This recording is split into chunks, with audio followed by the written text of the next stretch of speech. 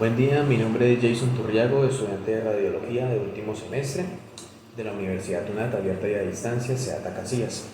En este momento vamos a hablar sobre los radiofármacos en medicina nuclear. Comenzamos con el Tecnesio 99M, que es un radiofármaco que es ampliamente utilizado en imágenes de diagnóstico por gammagrafía, con el fin de diagnosticar enfermedades cardíacas, evaluar la función pulmonar y detectar infecciones óseas y evaluar la función renal. También tenemos el Fluor 18. Este es utilizado en diagnóstico de tomografía por emisión de positrones, siendo un elemento valioso en la detección de cánceres, sobre todo, tales como el de pulmón, cerebro y huesos, así como para evaluar enfermedades neurológicas como el Alzheimer. También tenemos el yodo 131, que es utilizado en terapia de tiroides y se emplea para destruir selectivamente las células tiroideas en afecciones como el hipertiroidismo y el cáncer de tiroides. También tenemos entonces el yodo 123. Este es utilizado precisamente en diagnóstico para visualizar imágenes de tiroides, permitiendo evaluar su función y detectar posibles anomalías o nódulos. En este caso, el tema de los usos ya clínicos de estos radiofármacos, entonces tenemos imágenes de órganos y tejidos, terapia de cáncer, estudios cardiovasculares e investigación médica. Por ejemplo, en las imágenes de órganos y tejidos que proporcionan precisamente imágenes detalladas para diagnósticos mucho más precisos. En el tema de la terapia de cáncer, pues los radiofármacos terapéuticos pueden ser utilizados pues, para atacar células cancerosas con precisión quirúrgica, minimizando daños pues, colaterales. En estudios cardiovasculares permiten precisamente evaluar la función cardíaca y la circulación sanguínea. Ya para el tema de la investigación médica, entonces los radiofármacos contribuyen a la investigación de nuevas terapias y tratamientos médicos. También tenemos que tener en cuenta la clasificación. En este caso se clasifican bien sea por diagnóstico o por su parte terapéutica. En este caso, por diagnóstico, pues nos permite emitir radiación gamma o positrones para que de esta forma podamos crear las respectivas imágenes del cuerpo. En el tema ya terapéutico se utilizan emisiones de partículas alfa y beta para así llegar a destruir ciertas células. Ya en el tema, digamos que clasificación por radionúclido, podemos encontrar emisión de positrones y se utilizan en tomografía por emisión de positrones, valga la redundancia, y el radiofármaco más común en dicho estudio es el Fluor 18. También tenemos radiofármacos tecneciados, son los más utilizados en diagnóstico por imágenes en la centelografía. Se usan para diagnosticar enfermedades cardíacas y para evaluar la función pulmonar, entre otros. Ya podemos ver entonces la clasificación por molécula portadora y órgano de acción. Entonces, en el sistema óseo se utilizan derivados de fosfatos y fosfonatos. Por ejemplo, el medronato de texenio. En el tema hepático se utilizan coloides marcados por T. Por ejemplo, coloides de azufre. En cerebrales también, atraviesan la barrera hematoencefálica y por ejemplo, pues ese tipo de radiofármacos son el 99M-TC-DTPA y el 99M-TC-HMPAO. Estos ya nos llevan como tal a los que tienen que ver ya con el tema cardíaco, que son compuestos catiónicos liposolubles que se unen a proteínas del músculo cardíaco. Por ejemplo, los derivados de los isonitrilos. Entonces ya los radiofármacos pues como tal se indican para diagnosticar y tratar enfermedades como cánceres, problemas de tiroides y las contraindicaciones son raras e incluyen pues precisamente alergias y en casos de terapia la posible interacción o no efectividad en ciertos tumores. Entonces ya tendríamos que ver el tema de las indicaciones como tal para la toma de estos estudios Entonces, digamos que en el tema diagnóstico iríamos con imágenes moleculares que se utilizan para visualizar órganos, tejidos y la función de estos, como por ejemplo en una gamografía de tiroides o una tomografía por emisión de positrones con FDG. En la detección de enfermedades, precisamente para identificar la presencia de tumores, metástasis, inflamación o enfermedades cardíacas. Ya entonces tendríamos que ver acá en este caso también, obviamente, las contraindicaciones y precauciones. Por ejemplo, en el embarazo y la lactancia, en reacciones alérgicas, en errores de administración y pues ya en riesgo-beneficio.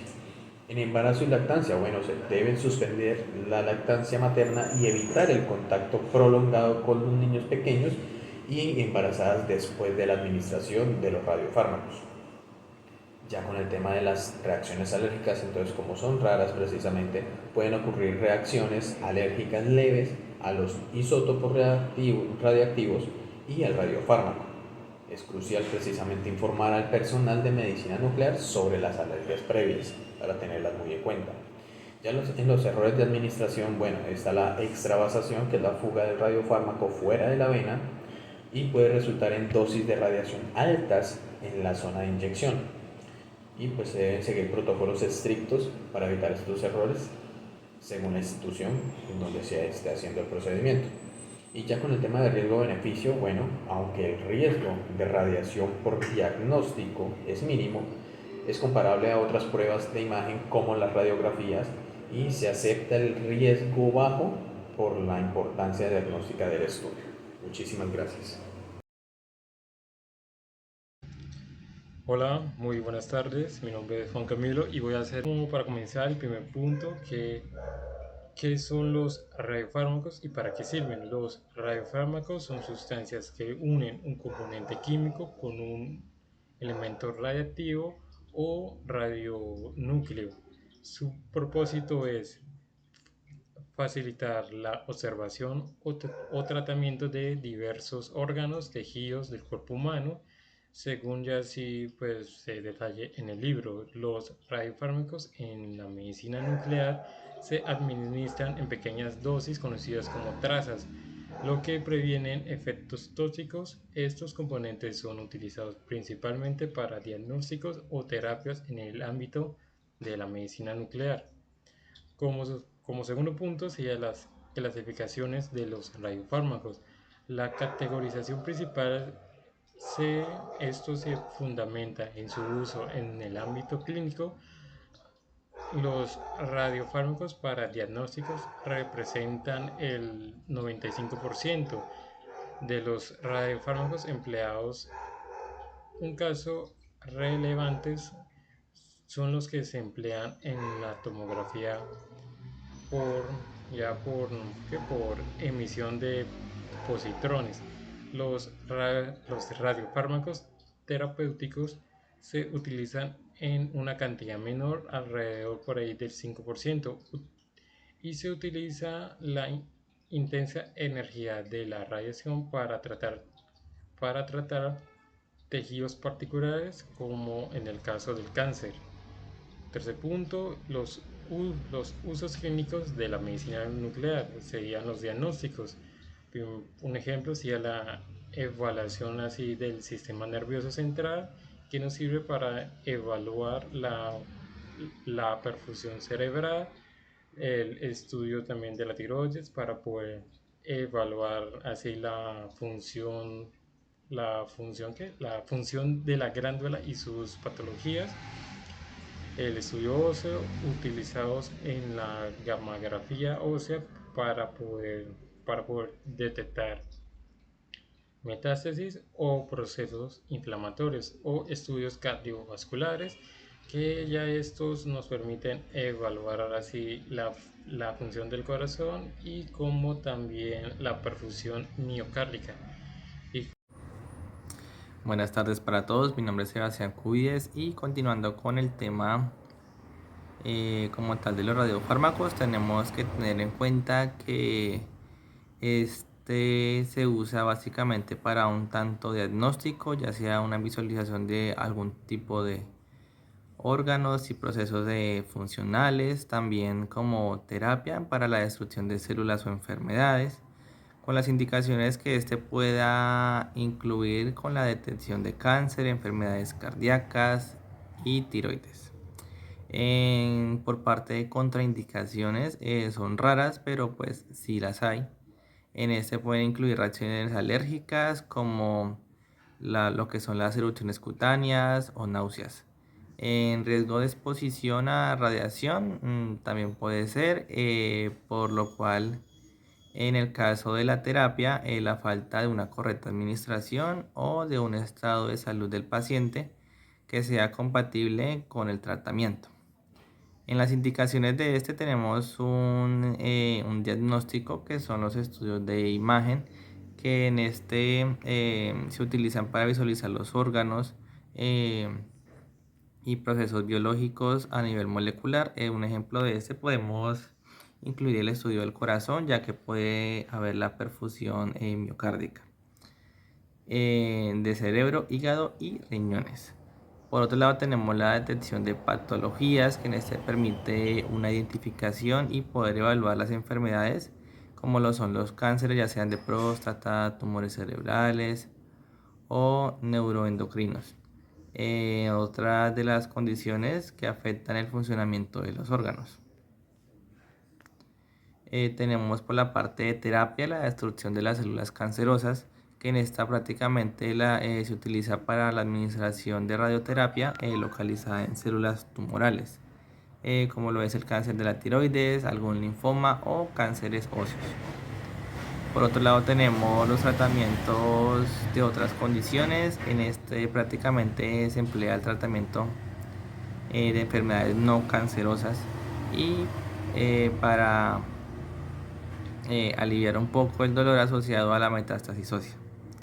Dentro de las contraindicaciones y precauciones, en este tenemos las reacciones adversas. En esta hay un índice muy bajo pero puede ocurrir. Hay ciertos casos en los que ocurre, ya relacionado con ciertas alergias leves, erupciones cutáneas, algún picor o una urticaria. Otras como dificultad respiratoria también puede ser. En este se debe notificar inmediatamente al médico tratante antes de cualquiera de estos síntomas, ya que es parte de la farmacovigilancia que ayudan a minimizar estos efectos. Por otro lado tenemos las exposiciones a la radiación.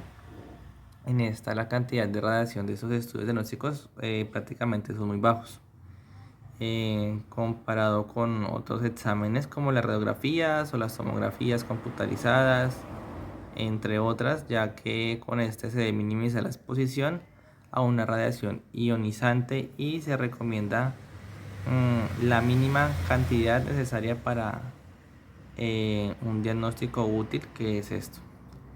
En el caso de la terapia se utiliza una radiación más potente a la anterior, por lo que requiere una evaluación muy cuidadosa de los beneficios y versus los riesgos para el paciente que pueda tener a medida de las ciertas terapias que vaya teniendo a lo largo de su vida. También tenemos los errores de administración. En se equivoca a veces, hay ciertos errores o equivocaciones en la vía de administración, como lo es la extravasación, que puede llevar a una dosis de radiación elevada en un área incorrecta. También por esto es fundamental seguir los protocolos de seguridad descritos por ciertos manuales o las entidades responsables de este. Por último tenemos las contraindicaciones absolutas, ya que en esta no tuve mucha información.